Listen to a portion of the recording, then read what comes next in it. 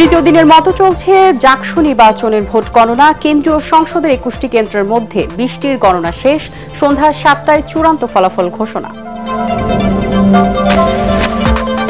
দেশের অর্থনৈতিক বিপর্যয় মোকাবেলা করেছে অন্তর্বর্তী সরকার। বেশ কিছু সূচকে বাংলাদেশের অবস্থান সন্তোষজনক, দাবি প্রধান উপদেষ্টার বিশেষ সহকারী। গুম, খুন সহ যে কোনো অপরাধের ঘটনা স্বাধীনভাবে তদন্তে জাতীয় মানবাধিকার কমিশনকে শক্তিশালী করা হচ্ছে, কক্সবাজারে আইন উপদেষ্টা।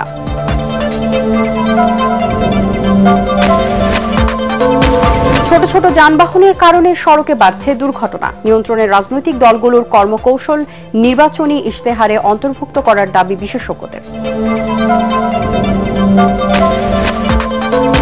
এবং নেপালে পার্লামেন্ট ভেঙে দিয়ে 5ই মার্চ নির্বাচনের তারিখ ঘোষণা করল অন্তর্বর্তী সরকার। নতুন প্রধানমন্ত্রী সুশীলা কার্কিকে ডক্টর ইউনূসের অভিনন্দন।